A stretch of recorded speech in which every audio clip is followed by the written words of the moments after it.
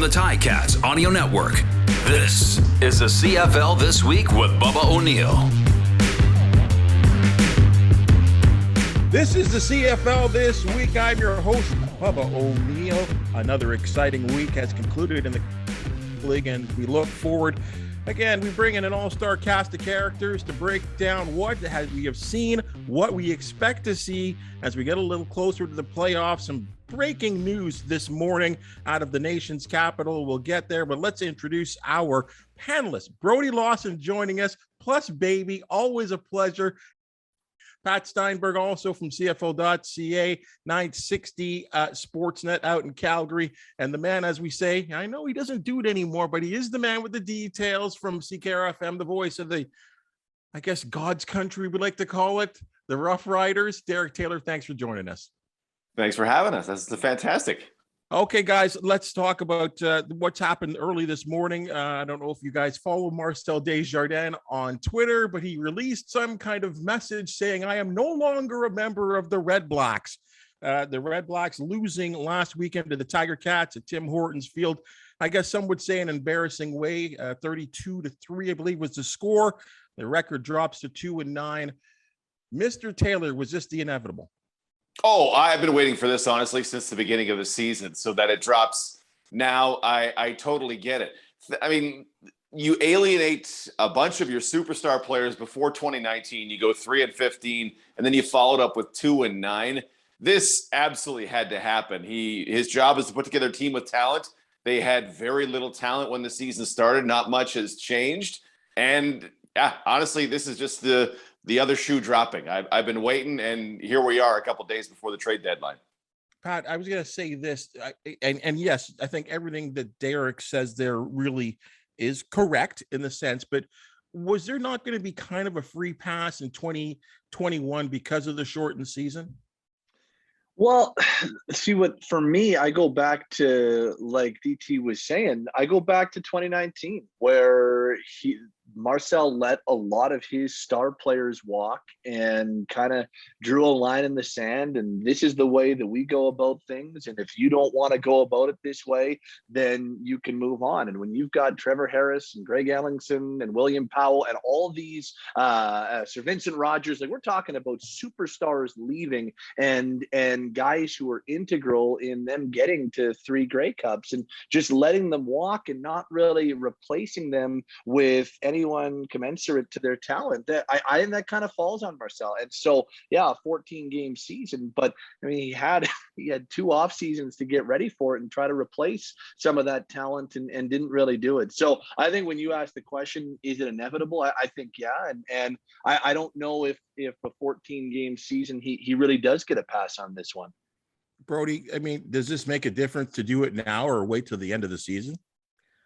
I don't know. I don't think so. I don't think it makes much of a difference, but maybe it just helps appease a fan base that's been frustrated with decisions that have been made for quite some time. And you say, look, we get it. We know this has to happen. We're going to move forward. And so I think from the standpoint of a really loyal fan base that wants to see success, that's used to success, I think from that standpoint, this move needed to happen. And I think too, if you want to maintain a coaching staff, if you like the coaches and you want to keep them around, you have to put some confidence in them to say, look, we know we didn't have the pieces here. And we know going forward, that's going to be an issue. So probably the right thing to do from both of those standpoints. But yeah, it's been confusing to watch. Marcel's had so much success. And I think we've all kind of been scratching our heads going, what is going on?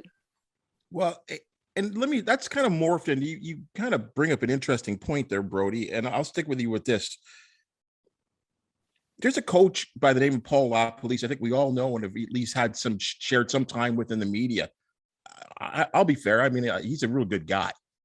But at some point, do you wonder, is he a good head coach or is he a better coordinator? Like some guys are just meant to be better coordinators. Some guys are meant to be a better head coach. Does he fall in that category? I think it's a fair question, right? I know what you're asking specifically about a head coach, but I think you have to look, or for me, I look at his whole body of work as a coach and the team that he walked into. And I don't think it's fair to judge his head coaching abilities after COVID, after all of these delays, and a group of guys who the brass at Ottawa has said, look, we now recognize that the team wasn't good enough. And so to judge him on this season is just not fair. I think that's a conversation for later on, but he is a great coach. So let's give him a moment to just, work with some great tools and get some time under his belt. I do think he's a great head coach, but I don't think this is a fair season to judge that on. Derek, do you agree? Oh, Brodie just absolutely nailed it right there. When you look at what you're given, you would like to bake a pie. You'd like to bake a beautiful pie that everybody could enjoy. It's Thanksgiving. We're all around the table. But if the apples are kind of mealy and the sugar is bugs in it and stuff, you're not going to get anything. This roster, even before the preseason retirements, was a roster I thought might win 3 games. Sure, before the season begins, they lose a couple of offensive linemen, Alex Mateus and the guy who was going to back him up. Brad Sinopoli retires. Corey Tyndall retires. Those were losses. Those were losses in places they couldn't afford. But they couldn't afford those losses because they had no talent. So to then think that, look at what Mike Benavides has been able to do with that defense. It's actually a respectable defense that if Lapo had the ingredients to bake an offense that could get 2 touchdowns, they could win some football games. So I'm 100% with Brodie on that. I don't know that I believe Paul LaPolice is a great head coach, but you absolutely can't judge him based on the players he was given to work with this season, especially Dominic Davis. And then, Matt Nichols was banged up. He did great things with Matt Nichols before, but this wasn't the Matt Nichols that he had a couple of years ago because of whatever's wrong with his arm. Pat, it looks like you're agreeing. Yeah, it's one of those scenarios where I feel like he was given a really, really rough slate to work with. And it's kind of hard to make a definitive judgment on what Lapo is as a head coach on this season. I look at what, he had some success in Winnipeg, and I actually, going back to it, I almost wonder if he probably deserved a little bit more leash in Winnipeg before the Bombers went in a different direction. And obviously he came back to Winnipeg, and that was extremely successful the way it ended. But I feel like he deserves a little bit more time and a roster that we all can look at and say this can be competitive. Because I think we're all fairly unanimous around the table here that the roster LaPolice was given at Ottawa, we weren't expecting much from it. And he was kind of coming in to try to start something, but didn't have a super competitive group to work with. So I think he deserves more time. And I still think there's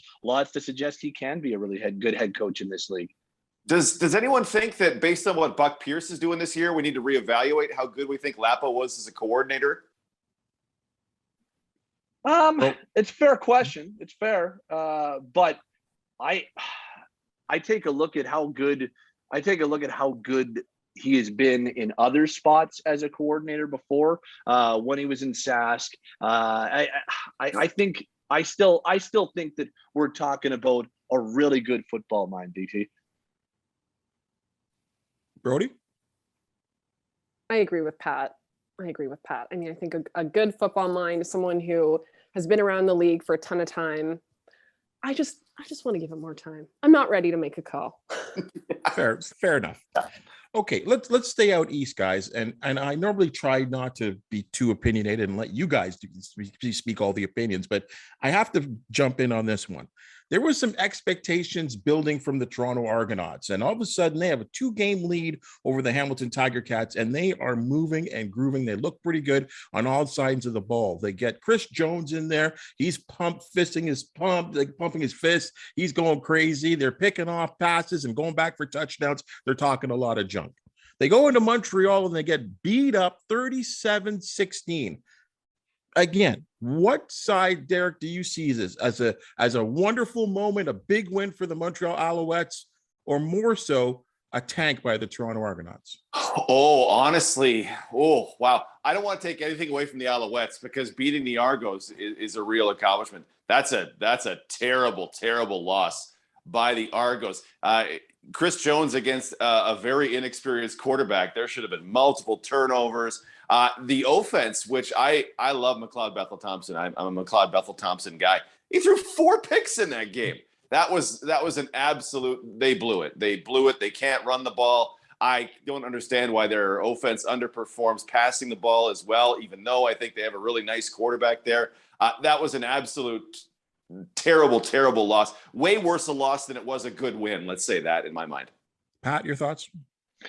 Yeah, I think Toronto missed a really big opportunity to get after an inexperienced quarterback starting just his second game of the year. And I thought there was some really, really big chances for them to maybe make a statement in the East Division. Because the one thing about Toronto this year is I don't feel like they've done anything in spectacular fashion. They've just been the most steady team in the East Division, in that, they haven't had these wild swings and ups and downs. And it feels like both Montreal and Hamilton are starting to get to that conversation too. But in the first half of the season, there were way more of those ups and downs. But I give Matt Schultz and Montreal credit. And we're talking about a tough situation that Matt's been put in, taking over for a guy that was having another really good season in Vernon Adams, and now having Trevor Harris brought into the fold. And, it would be pretty natural for Matt to be looking over his shoulder at Trevor and when the Owls are going to bring him in. And yet here he is, 2 for 2 as a starter.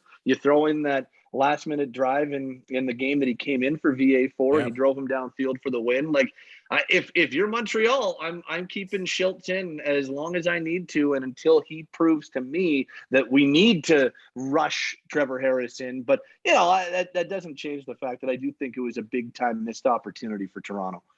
Brodie, the William Stanback goes for 2 bills on that Chris Jones defense. That's a bit of a shocker.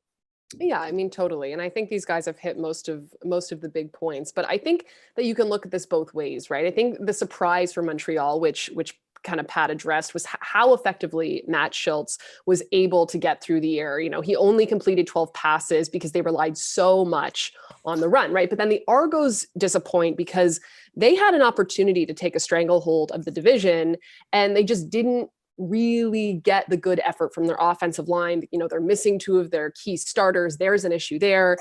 And, but all of that said, they needed to be more prepared, right? They'd seen Montreal have 10 sacks against Ottawa the week before. So you would think that the Argos would, have a game plan ready, ready to be, protect that front a little better. But, it's a tough one, guys. And I think, a missed opportunity, certainly. Sticking in the East, Jeremiah Masoli completes 90% of his passes, goes over 3 bills for a second straight weeks. No mistakes, 2 more touchdown passes. Brodie, let's stay on this. We're getting this feeling in Hamilton that it's the Jeremiah watch, which is really surprising to me because there was almost so much faith in him. But I think what we saw at Dane Evans has made the fan base sort of split. Is this now time to let the boots off and say Jeremiah Masoli is the undisputed number 1 quarterback in Hamilton? Bubba, the last time you and I spoke, I made some strong claims about sharing space at the quarterback position, and I stand by those claims. I was frankly disappointed in the fan base in Hamilton when they cheered for Dane to get back on the field during the game over the weekend. Jeremiah Masoli was, if I have this correctly, 25 of 28, completed 83% of his passes. He looked accurate in those longer throws that he'd struggled with. He's coming back from injury. Let's just take a moment. Dane Evans is a great compliment to Jeremiah Masoli. And I don't know why we have to say undisputed this. Like, this conversation is something we'd love to have in the CFL. And I just, can Jeremiah Masoli be the starter, and can Dane Evans, for now, complement him with the run game? Can they work together? If there is an injury, can Dane step in and take over? I think the fan base also just needs to chill a little and just let Jeremiah do his thing and let them share some responsibility. Poor Masoli's going off with a bloody nose. He can't be on. He's not even injured. He just needs to get cleaned up, and they're cheering, and Dane's that moment to me, I'm just I don't like that. I don't like that stuff. Pat, 2 home games ago, I was at, and I could hear fans calling for David Watford, which really surprised me. And that's nothing against David, because he came in there as the 3rd string quarterback and did his job. But I think it's pretty obvious, at the very least, who 1, 1A, and 2 and 3 are. You're right. I mean, Jeremiah Masoli and David Watford are on different planes, and one guy is a former East Division MOP candidate, and one guy is still finding his way in the league. And look, I think that there is reason for Hamilton to be having a conversation about which guy should be the starting quarterback heading into the postseason. And I think that there is valid reason for, behind closed doors, the Ticats to be thinking to themselves, which guy is the better one and which guy is the better option. But right now, especially, and I do think you have to give a little bit of, kind of not forget who the opposition was when Jeremiah went off for his outstanding game in week 12. But I do think that that's a game that probably gives him another start. And if you're the Ticats, you can go back to Jeremiah because he's the guy that is more in a groove. You don't have to rush Dane right in, who's also coming off an injury and missing some time. It gives you a little bit more option or a little bit more time to evaluate and practice and to see more of Jeremiah in game situations. And if Jeremiah in games coming up starts to falter a little bit, well, then you would have that option to go to Dane Evans, who was looking really good before he went down. So I don't know if I would say that Masoli is in the hot seat or, it's time to make that decision. But at the very least, now you have some options, and they're good options to have if you're Hamilton, because if Masoli keeps playing better, you'd much rather have two guys you trust than have to be in a spot where you need to push Dane into the starter's role once again, especially knowing that he's missed a good chunk of time here in recent memory. Derek, is there a world where both guys can exist, like working together, or does it got to be a guy? In my mind, it's got to be a guy, and it's not exactly the myth making around Dane Evans, but if there's a thought that Dane Evans is this kind of superstar in waiting in the Canadian Football League, and it's never particularly shown on the field. So what you have is two quarterbacks. At the beginning of the season, I argued Masoli and Evans are essentially the same quarterback, but Masoli adds a real element in the run game, a little mobility that Dane Evans has. Neither one is overly accurate with their passes. They're both absolutely prone to turnovers at terrible times in the game. Masoli's been really nice in that respect, right? He was awful at the beginning of the year. They get lumped by the Riders. He's been really nice these last few weeks. I don't know what people have seen in Dane Evans that makes you think, oh, well, he is a big step up from Jeremiah. Well, 2019, I think they think 19 was that's why they think that. Well, see, he is the quarterback as they go to the Grey Cup, but he throws interceptions in virtually every game in which he plays. The Grey Cup game I was watching in Calgary going, when will Dane throw his first interception? Because with the gambling thing, there's an interception prop, and Dane was a big moneymaker for folks who took the over on the interception. And when was the interception in the Grey Cup? It was the first throw he made, right? And you go, oh, now it's a lot of trouble. It's a lot of trouble. So there's myth making around certain CFL quarterbacks, and Dane Evans is good. There are teams that would like to have Dane Evans, but this isn't a situation where he is so much better. He's a caged beast just waiting for Jeremiah to falter so he can be unleashed. Like, no, he's going to go in and throw interceptions when he gets in there. You have two quarterbacks that are kind of the same. So you know what? If Masoli's playing well, he's a guy with a ton of experience. Roll with that. And if receivers get healthy, if Banks becomes a bigger part, if Addison isn't done for the year with whatever injury happened over the weekend, you could really do some damage in those East playoffs. Brodie, are you surprised that the Tiger Cats offense, which has been not explosive only for 2019, I think 2018 as well too, they were, among the tops in almost every single category. And it's been a struggle this season. I think a little bit. I think it seems like they have the pieces in place there. When we talk about the difference between a team, I know there's no comparison, but I mean, we're talking about the pieces like in Ottawa versus the pieces within Hamilton. So when you don't see a team produce, maybe it's a little surprising, but I also think that, I mean, again, last time we were on, we were having a very similar conversation about quarterback. When you don't have consistency, I mean, I think I can't, these guys can probably pull stats from their mind, but when we look at seasons past and we look at teams that had success, it's often teams that have a lot of consistency, not a ton of injury. And when there is huge success, when there is a lot of turnover on the team because of injury or whatever else, it's like these massive success stories, right? You're like, oh my gosh, the quarterback switched. And, I'm thinking like Winnipeg a couple of years ago, like that sort of a situation, right? So I don't know. I know nobody likes to make excuses about that kind of thing, but I think sometimes too little is made of that. So if you don't get a chance to really get that chemistry and get, an offense jiving together, I think that's a problem. Well, and Pat, I'm hearing all over the place. People are asking me around the nation, like, did Brandon Banks age in 1 year? I would believe the rib injury. I've never suffered one. And, especially the fact that he probably goes about 155 and is willing to go over the middle. Maybe he just needs some time.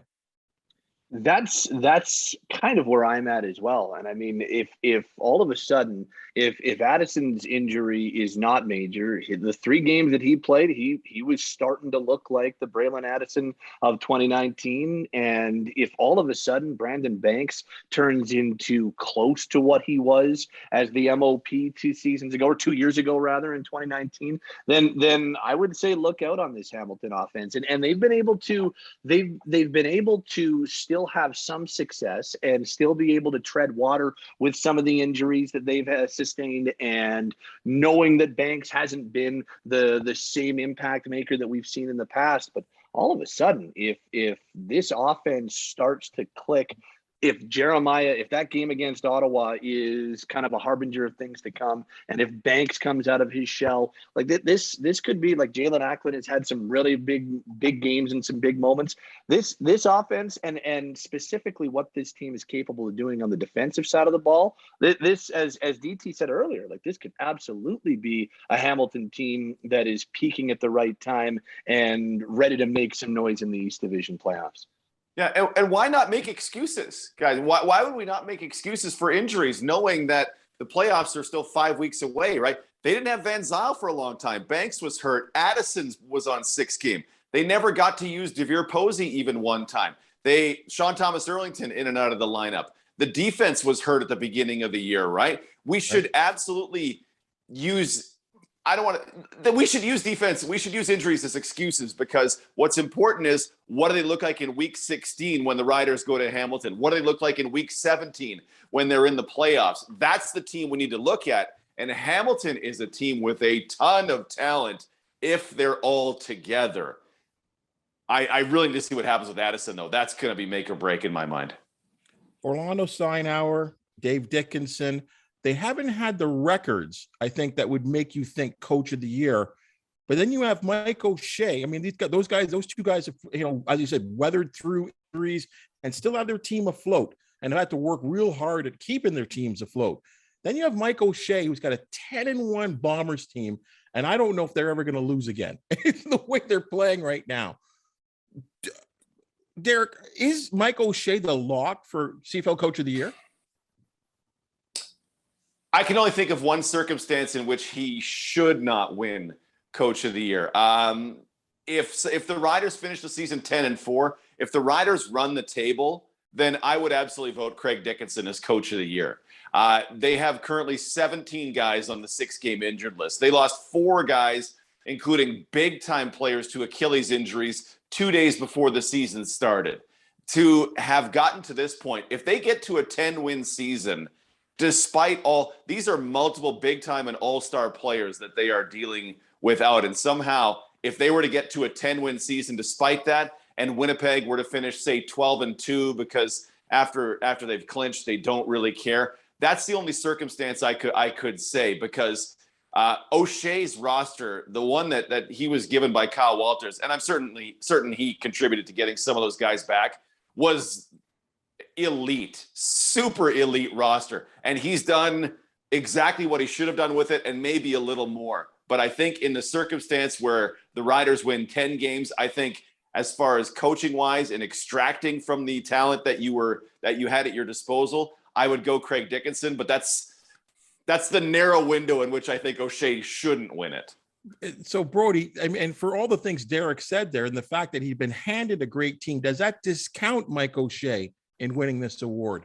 It's so funny. I was going to say the exact opposite. I was going to say there were a lot of guys that were up for negotiation in the last couple of years since the Grey Cup win. And I actually was thinking the opposite. I was thinking, wow, isn't it a testament to him that guys really want to play for him? And I think if you ask anyone in the league, he's that kind of guy. People want to play for Mike O'Shea. They just do. And so, yes, he's been, quote, given a great team, but he's been able to retain a great team because, yes, the organization does such a great job at making those guys feel comfortable at home, like the stars they are. They're treated phenomenally. But it's also because they want to play for Mike and they want to play for that system and they like him. So I actually think it contributes to him and makes more of a case for him being coach of the year, in my opinion. Like, for Pat, I mean, I'm hearing, and we just in last week's show, we were talking about the fact that Dave Dickinson has really put together a nice job out in Calgary. They got on that little run. They did lose this week. Would you put Dave in that category, or are you still leaning towards Mike?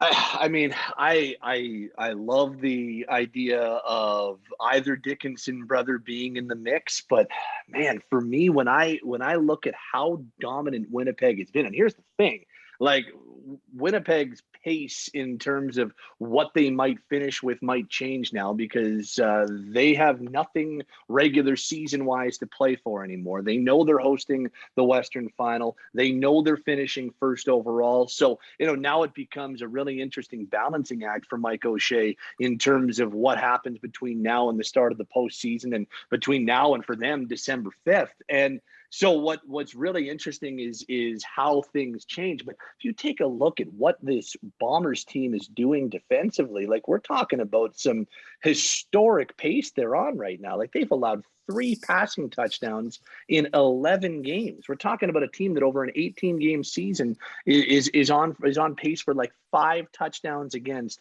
through the air. And the fact that they, we had last year, for instance, in 2019, Hamilton was the best team in the CFL during the regular season, but it wasn't with such a massive gap to the rest of the field. This gap that Winnipeg has to everyone and what they've done against some of the other contenders, what they did in those games against Sask, what they've done against BC. They were pushed by Calgary, but they figured it out and won by 2 points to start this 8-game win streak. It's just because of the gap and because of how much better they've been, it's hard for me to go anywhere outside of Mike O'Shea. And let's not forget, to Brodie's point, that it's not like Mike just walked in 2019 halfway through the season and took this team over. Him and Kyle Walters have been at this for a long time, and they have built this thing from the ground up. And this started all the way back when Winnipeg signed Stanley Bryant and was really, really active in free agency, and it's built from there with Harris and more acquisitions that they have had, and at the same time building some of their homegrown talent. So I for me, it's O'Shea. It really is. Just because of how incredibly dominant they've been pretty much start to finish here. I was going to say, if you want any more on this topic, you should go to CFL.ca and read Pat's Monday Morning Quarterback, which is all about the Bombers and about this. Yeah, it was really good. I felt like it was a great Sunday. I got up to date. I was like, fabulous. I know exactly where we're at. Sorry, Bubba. No, but Derek, here's the thing though, and maybe is this where the job actually begins for Mike, where the tough job begins, because you sort of have to maintain these guys, these players, their focus. It's, as you said, they've clinched with a long time to go, with 5 weeks left to go, really, before you're going to host this West Final. So is this where the job really begins for your head coach, to balance playing time and also keep these guys sharp? Well, yeah, and this is an incredibly difficult job because the sample size which you have to draw on as a head coach is almost none, right? Oh, well, Calgary blew it, 2017? Oh, or 2017.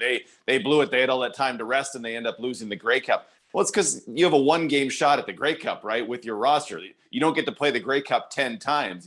So it's very, very difficult. It really is. How do you put out the playing time? The decision has been made on Andrew Harris, right? He's on the 6-game injured list. You don't have to worry about that, but how much do you give to Zach? How much do you give to Sean McGuire in the case where we need to be prepared if Zach gets injured? Or are we just conceding that we're done if Zach gets injured? What about that offensive line? If they lose Stanley Bryant, oh my goodness, that's going to be a real problem because they've had a little bit of struggle without Jamarcus Hardrick on the other side. I think they might be so deep on defense that it honestly doesn't matter if one of the guys gets hurt, because they have just rolling elite talent even behind now, with Winston Rose coming in to take the job of a guy who does not in any way deserve to lose his job. They've been set up beautifully by Kyle Walters, and this is the opposite of Ottawa, right? Like, no talent, go win some games. Here's some really elite talent, go win some games. And yeah, 10 of 11 and just the runaway Grey Cup favorite. But yeah, you're absolutely right, Bubba, that this is where it matters. If they go 13-1 and don't win the Grey Cup, everybody's going to make fun of them going 13-1, because honestly, it's all about the championship at the end. This week we saw a real good game. I was really entertained by the Stampeders, and I was really looking forward to seeing the Stampeders and Rough Riders in what this so-called battle of second place has been all about.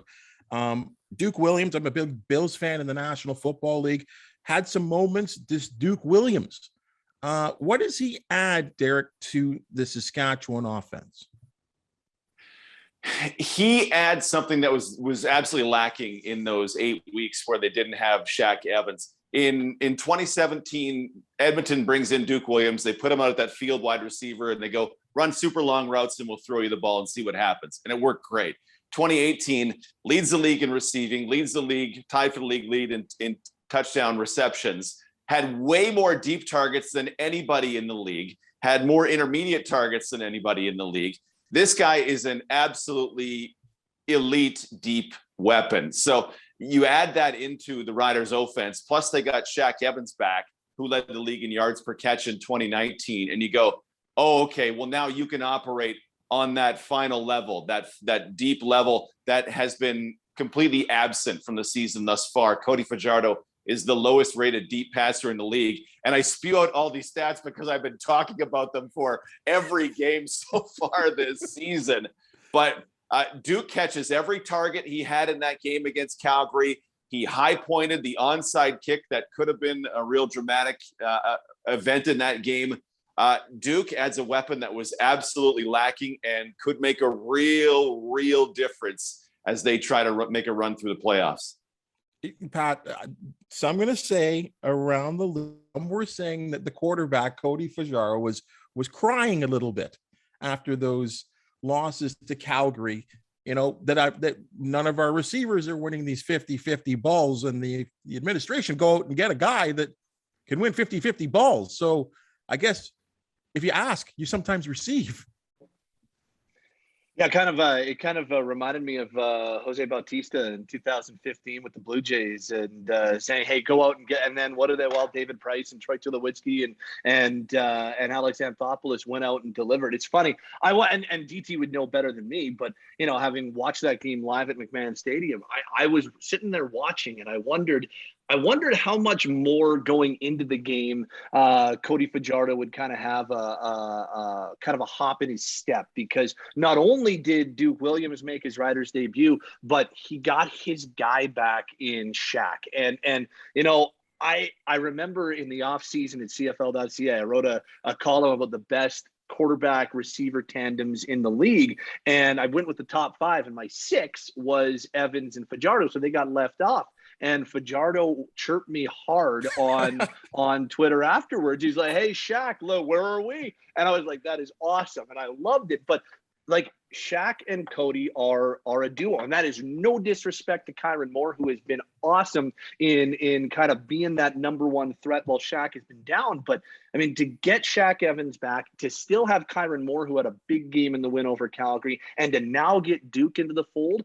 I mean, you could even tell, like, all of a sudden they were taking deeper shots in the first quarter, and you're like, okay, I wonder if that's even just a little bit of a mindset change. I think Duke transforms that Riders offense. He gives them another explosive option. They've got this unbelievable possession threat in Kyron Moore. They've got that breakaway threat and Shaq, and now you add Duke to the fold. Like it's pretty scary. And William Powell has just quietly gone about his business for a second year in Saskatchewan as a reliable red zone threat and a reliable running back between the 20s. That was a huge win for Saskatchewan, as we all know, but this Riders offense is something that I'm going to be really interested to watch down the stretch to see just how much of a groove they can get into. For some of us that are watching on YouTube, you might have noticed, and those that are listening on the podcast, you probably can't see, obviously, because you're listening, but our young Brodie here with her young child has suddenly gone through it seems to be a wardrobe change from Ticats wear to now a Saskatchewan Rough Riders ball cap. Yes. So let's appeal to Rider Nation. Yeah, I guess you're pretty happy with the moves that have been made in Saskatchewan. First of all, I want to do a big shout out to the Riders, because when Henry was born, they sent us the nicest gift bag of all of this Riders swag, and I've been itching to get him in this hat. And at 5 months and 20 pounds, it basically fits. So here we are. I loved watching Duke Williams play in Edmonton. And I was I swear to you, I picked him in fantasy every week. Like he was my it didn't matter what his cost was, every week, Duke Williams. And I loved watching the guy play. He's also a really nice guy, so that also helps. I was so excited for him when he went down to the NFL. He deserved that shot. But I was, of course, deeply selfishly sad that we weren't going to get to watch him play, because he's just one of those guys that you want to keep an eye on.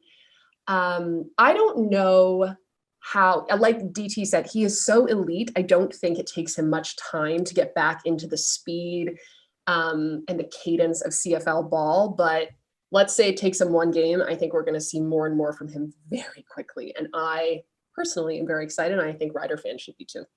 You know, and that's the thing, Derek. I think there was this belief there that things had kind of gone stale in Riderville. Will this win, kind of give them that little boost? I mean, obviously you can't clinch the West anymore, but at least solidify them as the number 2 team, or do you still fear Calgary? Oh, I think they would still fear Calgary. Absolutely. They've still lost 2 of 3 to Calgary, but at least they never have to get asked that question again, right? Hey, Cody Fajardo, how come you at quarterback have never won a game over the Calgary Stampeders?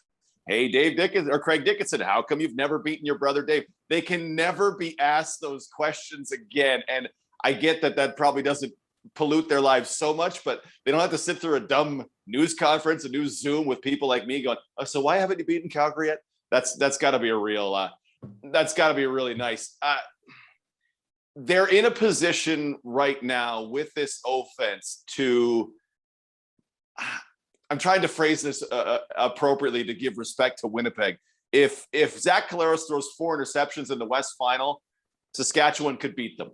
I'm saying that. I'm not really going. You heard this, everyone. Everyone, you're listening to this ultimate homerism that's going on at this point right now. Well, if Winnipeg looks so good, but we were just talking with some folks about the 2017 Grey Cup, right? Calgary was an unbeatable eating machine, and there's Toronto, who gets 2 100-yard touchdowns and wins the Grey Cup. And you go, oh, okay, so weird things can happen in a single game. If you win 80% of the time, you're going to lose 20% of the time. Saskatchewan has an offense that makes that 20% of the time 24% of the time. Let's say that. Guys, I'm running low on time here, but I just want to throw one more at you guys, just a kind of a bonus one here. Brodie, I'll start with you here. What's up with the BC Lions? What's going on there? I don't know.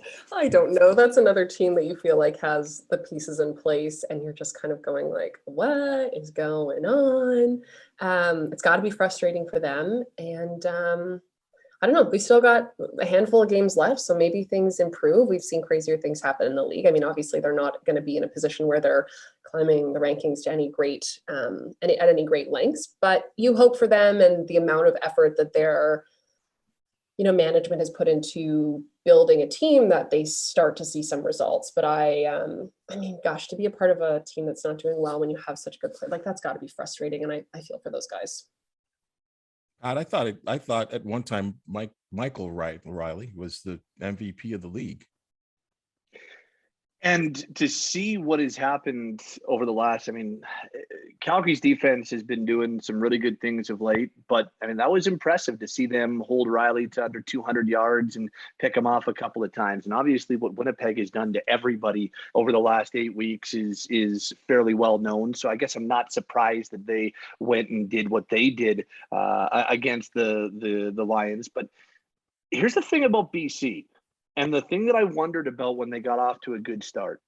From a points allowed perspective, from like a defensive points allowed perspective, they were good. They were near the top of the league, but it was one of those very clear kind of bend but don't break situations. They were giving up a lot of yards. They were, it was a situation where it felt like teams weren't finishing as opposed to it just being what the Lions have done. And it feels like maybe that dam has burst here a little bit. And look, Rick Campbell is a defensive savant, and I'm quite confident that he'll be able to get this thing back on track. But it kind of felt like maybe where BC was, they were a little more inflated in their record than what they were actually showing on the field. So maybe this is a bit of a correction.